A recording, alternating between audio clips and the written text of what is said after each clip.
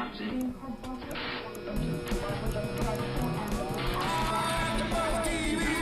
TV, the destination for TV superfans. Producing aftershows for over 300 of your favorite TV shows. Interviewing celebrities and showrunners. And bringing you behind-the-scenes exclusives. All thanks to E! Entertainment's Maria Menounos, producer Kevin Undergaro, and internet leader Akamai. Now, let the buzz begin! That's right, we're back for AfterBuzz TV's The Muppets After Show! Yay! Oh, so much fun. Thank you guys for joining us. We're talking about the episode Going Gonzo. I'm your host, Zach Wilson, and I will be here instead of going Gonzo. Sorry, that was a weaker one. That was one of my weaker ones. An attempt was made. Yeah, no. I tried. Look, I'm on Gonzo's level of comedy. You're a little more Dunzo. Wow. Well, I was your host, Zach Wilson. I don't know if I can call myself that anymore. You can tweet at me throughout the week, throughout the show, at that Zach Wilson. Now let me introduce my fantastic panel who have already burned me tonight. Right here sitting next to me, the lovely Autumn Chiklis. Hello, everybody. It is nice to be talking to you once again. Steve Kaufmann is back. Steve Kaufmann is back. You can find him at Steve Kaufmann. That's Kaufmann. And the fantastic Katie Cullen. Hi, all my buddies. You can find me on Twitter at Kiaxet. That's Kiaxet. And we are checking the hashtag that is ABTV Muppets. Mm-hmm. Okay, guys, let's dive into this episode. First things first, as we always ask, what was your favorite moment? Everything Uncle Deadly said. That's consistently Part of him now. I'm shocked, Katie, that you are latching on to Uncle Deadly. Gee, it's like I'm a fan or something. I was a big fan. I had a few moments that I really, really loved. From the Uncle Deadly stuff, I loved Piggy going into the... what was it, glamour coma? Yeah.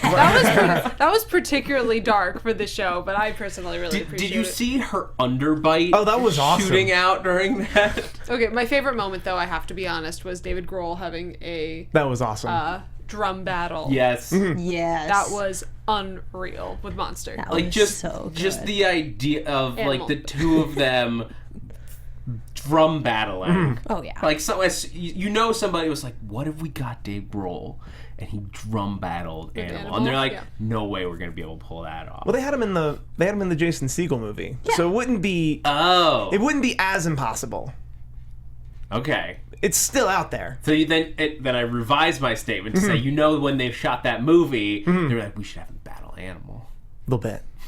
No, but that was a particularly fun moment for me because I grew up around musicians. My dad is a drummer, so I had a very special place in my heart to watch them go at it. And by the way, Animal is quite the beast. Oh, yeah. What I was trying to say is Animal is quite the monster. It's amazing. I mean, love he's it. overcome drum addiction in the past. That is true. You know, he's using Acting. regularly, but very clear.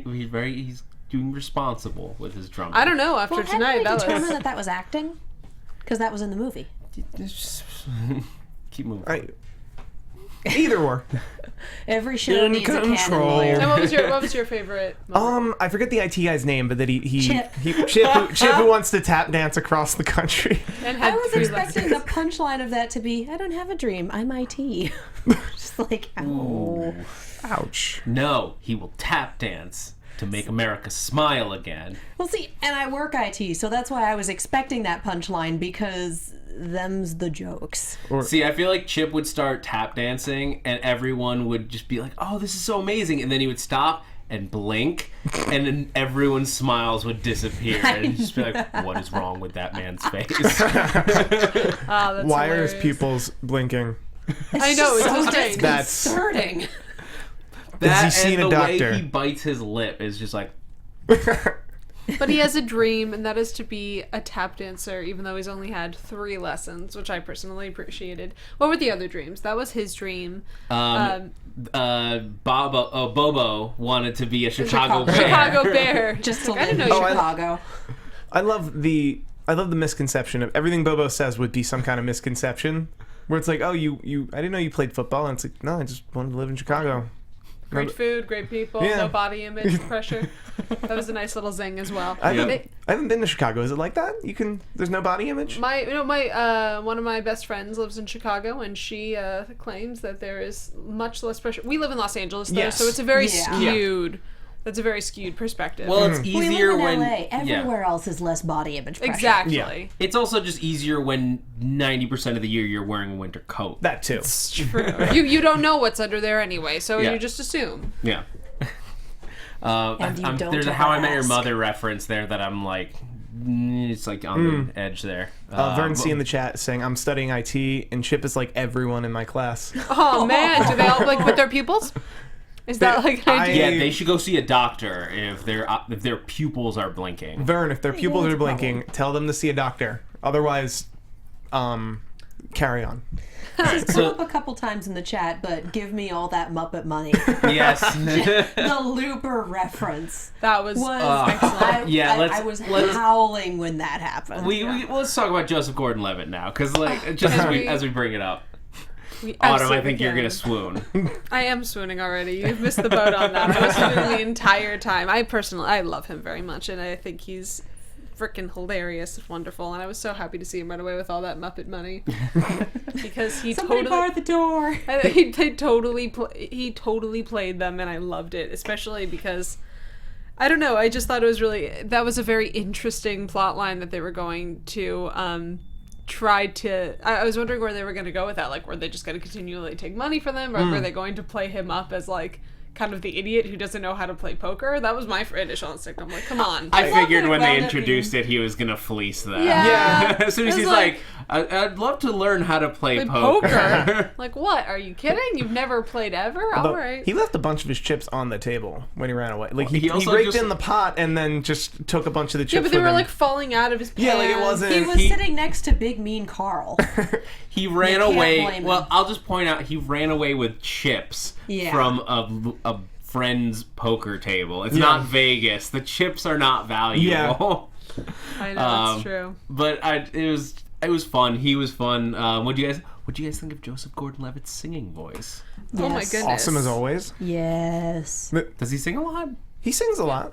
He was also Joseph Gordon-Levitt, another person who pairs with the Muppets a lot. They had a Christmas special, but it happened around Thanksgiving. I think it was 2 or 3 years ago. Odd how that always happens. Where he did Baby It's Cold Outside with either Miss Piggy or Lady Gaga. I think it was Lady Gaga, but the genders were reversed. I remember this. Yes. Makes it slightly less of a scary song. It empowers Lady Gaga. I will defend that song. That's another conversation. There's actually a historical reason that the song is like that, because at the time you had to make all those excuses. Oh, my brother will be worried, and my dad will be pacing, and I need to go. It's putting up all the I really actually do want to stay, but I have to do this for the sake of good society. It's about convention, because that in the time the song was written, that was convention, because you couldn't actually, and obviously we're digressing, you couldn't actually say like, yeah, absolutely, because then you were labeled something less than positive. Yeah, so you really I've never heard this before. This is very interesting. You do wildly off the topic, but interesting. We were there. We'll talk more about this another time. But so, the Great Gonzo was the big storyline in this. And it was... Oh, wait. We didn't talk about the moon, because that's how we get into of course, this. the Great Gonzo. Well, that's how the Great Gonzo gets started. So, but how it got started was the moon swinging at Joseph Gordon-Levitt. See, that I think was my favorite moment, was his looks while the moon is swinging. And he's, like, cradling Miss Piggy in his arms as they sing. And then he just looks at his side, like... Is that kind of... I love the moment where it nearly hit Miss Piggy and she just went, whoa! And then went right back into singing as though like it wasn't happening. That was fantastic. It was great. Also, I lived with musicians for a long time. Fly Me to the Moon is the song they all need to learn. Like, literally, I was with musicians who were in school to be musicians, and you'd hear that all the... Like, they were guitarists, they were drummers, they were anything. Like Standard. Midway through, it's like, you gotta know Fly Me to the Moon.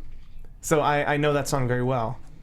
I was just trying not to make Majora's Mask jokes, what with the moon coming down to kill everyone. Oh, yeah. Wow. But yeah, that was a fun little way to kind of go into the whole Great Gonzo of it all. Yeah. And, that obvious moment where he lands on the light and he starts basically catching on fire because he's made of, he's a Muppet and it's flammable. So that was a nice little gag, and then the physical comedy gag, and then falling off. It was awesome. I thought this was great, and it's sort of we've talked a lot about the direction of this show so far, and we know that it's going to undergo a change soon. Yes. We don't know what that means, but it is going to change. But I think that they seem to be finding their ground, weirdly enough, despite that, because this, just like the episode with Kermit and his backyard swamp a few weeks ago, this episode had that really, like, classic Muppets feel. It did. While still putting into this new world that they're in, and this new way that we're dealing with the Muppets, and, like, this very adult, tone. But but because of Gonzo shooting out of a cannon, this felt like classic Muppets hijinks. And we had the heartwarming moments of talking to him at Rolf's about how, I'd like my friends to be able to open up to me and it's okay to be scared. And then we got the yay. Yay. What was interesting about this episode for me was, I agree with you, I think that it did bring back a lot of the classic Muppets tone, but at the same time it went darker in places than it ever has in the series. But I think they finally found their... that was a dark moment. It's like, of course not. I'd be a fruit smoothie? Of course not. You'd be a flesh and blood smoothie. Like, that's dark. That's dark. So you had kind of this interesting juxtaposition where they kind of went in opposite ways, where they definitely stuck more to the original heartwarming, heartfelt Muppets of it all and their hijinks. And then they went really dark in moments between that and, the fact that we watched, like, Gonzo potentially die in that, and the coma, and the piggy water. They just don't... this episode, they walked the line very well, because I always thought that, like, a Muppet can't die, and they would rarely put you in a position to even think that. But this episode did a good job of making them question their mortality, but doing it in a way where none of us think about, wait, do they have... aren't they immortal? Yeah, it didn't physically really possible. I don't think that's. I know it's really not draw important. Attention to it. I imagine it's sort of like I don't know what the good analogy is, but they have like a bunch of like backup bodies, like where they just like if they die, they just download into another body. So they're all Time Lords. No, they don't regenerate. Yeah. Well, the thing with me, I always kind of assumed about the Muppets is because you never really think about that kind of thing. Yeah. And I'm really interested to hear if anyone else has theories about it or feelings about it. It's like the Prestige. Okay. It's like the Prestige. Yes. Okay, yeah, I had this, I kind of concept, I never thought about it actively, because why would you think about that? But that they were pretty much immortal. Like, they would keep on living unless something came along to physically, like, harm them in a destructive way, like getting hit by a car or falling off a huge cliff, and they can endure more than most because they are Muppets. Did I think they were immortal? Not necessarily, but like, I guess you don't really think about it, because why would you ever put that into question? Even in an episode where Gonzo and a couple other people question their mortality. I didn't think about it. I really didn't. You didn't really think, like, this because he's Gonzo. Yeah, like... And you just kind of because he shrug won't. it off. Because he won't, so you don't have to worry. You don't have to question about it. You're not concerned that Gonzo is going to splat on the pavement in this episode. There was 1 second, actually. There was 1 second where I thought maybe potentially that he would, or not that. I know, right? Just that one moment of, oh, that's not a good angle. Yeah, and I was wondering, like, is this the angle? Or they're gonna like try to make this really dark? Because I don't agree with it. If they're like, I understand being edgy and cutting it, but oh my god, if you kill Gonzo, that's a very, very different thing. You don't agree with Gonzo murder. I don't. On air. Going Gonzo is a very different thing than like going Gonzo and then gone. But how would we feel about Gonzo not making the jump and then just... That was awesome! That was a lot of fun. I think we would. I think we would then be having all these weird questions that only I was having. Like, why was there concern anyway? Yeah, like, why was there... Oh, he's a Muppet. He can just hit the ground. Yeah, I mean, I was partially picturing him, like, going through a window on the building. And it's like, oh, thank God this was the mattress department. Or some Here's a gag question. like that. Here's a question. What is piggy water? Because it was brought to you by, It's butter. Apparently there's butter in it. 40 grams of fat. It may qualify as a sauce. If someone wants to type in the recipe for piggy water. So definitely butter and salt. It still looks rather clear. Yeah. Vodka. So pureed. So it's like pureed butter. Yeah. Mixed with like 1% water. Well, it's got to be mixed with something to keep it liquid at room temperature.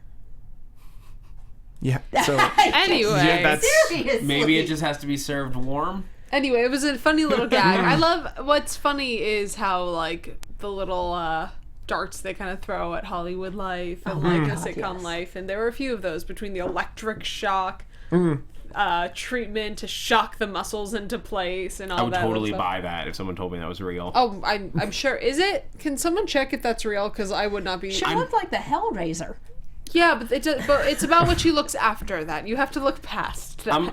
I'm sure that there's something where they stick needles in your face, like acupuncture. Yeah, I'm sure there's an electro. I'm pretty sure that you cannot just apply volts to someone's face in a safe manner. No. Without giving them a full-on like what is the old like one flew over the cuckoo's nest style. Oh, what, a lobotomy? Electroshock therapy. Yeah. Either way, scary to look. I loved Kermit's reaction to it. His little face. Just drop the contract. I'll put a pen in her lifeless hand, and we'll all go to lunch at a reasonable hour. Yeah. Bless you. Who writes for you? They're amazing. Did anyone else catch that hogwash was her first product that she attempted to put out? Yes. Yeah, I love that. Miss Piggy's body. It's like soap. Hogwash. And you can see it's like what was like all pink, like Infinity Wall, and just like cursive writing. Hogwash by Piggy. I was thinking about Miss Piggy's variety show, and how I would watch that if they actually came out with like actual episodes. Yeah, maybe not if it was consistent, but if they did like if it was a weekly show. If her and Kelly were to do like a show together one day, like if she were to co-host. That would be amazing, and I would watch it in 2 seconds. I would love it. I would watch that TV program. Right? That'd be fun. I would just love. I love incorporating the Muppets into real life, such as it were. Such as it were. Just because I love the fact that you have so many celebrity appearances on this show and throughout the series, because it's just something that everyone can kind of relate to. And how do you say no to the Muppets? You know what I mean? It's just such a heartwarming, especially when it's like a one-day shoot for most of these people. Yeah. Speaking of guest stars, Dave Grohl. Yes. We already talked a little about the drum battle. Learn to Fly. Always good to hear. Well, just talking with the band. We're going to do it different than rehearsal. Then why did we rehearse? So we have something to do it different from. And Grohl. There's like a weird logic to it, though. There really is. As someone who does improv, I get that. Because we rehearse, but every show's different, so we rehearse and then we go and do a different thing. You learn what not to do. Yeah. Sure. First time. Everything they say has a weird logic behind it. I dug the fact that, hang your aura on the cliff. The third hook looks like it's free. Look over, it's empty. She has the best line. She's excellent. Did you guys like Scooter's plotline in this, where he's like, his brush with death? Scooter needs to go to martial arts classes or something. He's got something going on in there. Scooter needs to lighten up. My one thing with Scooter's plotline is I'd like to see one of these, because it's obviously, he is who he is. He's never going to change. But I can't wait to, like, how do you push a character like that where his gag is that he wants to be, he wants to be a certain way. If his attitude is that he is fearful and uptight, and his desire is to be a on the edge, like larger than life Muppet, not person, then how do you continually make that fresh and different and exciting? Yeah, because they've done it a lot this season, like with Chelsea Handler. Exactly. You just make it clash every time. They're making the same joke a lot with him, and I want to see it move somewhere new. A little bit. We're almost in negative continuity territory with him. Nothing sticks. Yeah. Well, that's normal for sitcom characters. Sitcom characters learn the same lessons over and over. Over and over and over again. They really only progress over seasons. Well, that's what's spoiled by How I Met Your Mother on Parks and Rec. No, but the thing that's so interesting about sitcom, and like you were saying, for the most part we watch sitcoms, and the reason that they can last for so long is because you never, on Friends, you never wanted to see Joey like learn not to be a self-centered person. You wanted to see Joey be Joey. You go every week to see the people or the Muppets or whatever that you know and love put in different circumstances, and that's why it's such an kind of underrated art to write for a sitcom. In a lot of ways, people don't think about how difficult it is to take these same characters that basically have the same fundamental feelings every week and make it fresh and make it new and make it not repetitive and redundant. So for the most part, I think they've done a really wonderful job with that in the Muppets. He's the one character where I'd like to see it switched up a little. Yeah, there's more room to play with. Or fade him into the background and bring it back later. Bring it back way later. Yeah. Did anyone else notice, this is like a small, like, it's not even a Muppets thing, but this, basically Scooter, an orange puppet, asked, what is my purpose? And all I started to hear was, Was it Avenue purpose? Q? Was it Avenue Q? Yes. That little thing. By the way, fire under you? Yeah. Literally the second it happened, I'm such a theater nerd, and I thought Avenue Q. I'm like, do I say it? I probably will say it. I'm glad you did before me. Yeah. I love Avenue Q. I've seen it on stage at least 30 times that I can remember. It's so much fun. Yeah, it's great. But it just caught my eye. Of course. Like, I wonder if they knew what they were doing there, or if it was just an accident. I don't know, but obviously more than one person thought it. So. Yeah. All right, guys. Last thoughts, favorite moments from the episode that we didn't get to. Sam the Eagle sharing his fabric softener. Oh yeah. I want to serve in Congress. I can't even get elected to my condo's committee. Oh my God, he would be the worst condo association member ever. He'd probably be a pretty terrible congressman too. But okay, the bar for that's not super high. Actually, but I like that joke because it's he is exactly what a condo association member is. No, that's what I mean. Like, he would be the he's worst. So bad that they're like, no. Like, I've been to maybe one or two of those meetings, like as a renter who had to go for like XYZ reasons. Me neither. We had to go. Our shoes were becoming an eyesore on the balcony. Your shoes were becoming an eyesore on the balcony. That's not even a joke. That is really what happened. That's really funny. That sounds like my parents' homeowners association. But anyway, running low on time. So any last thoughts, guys, on this one?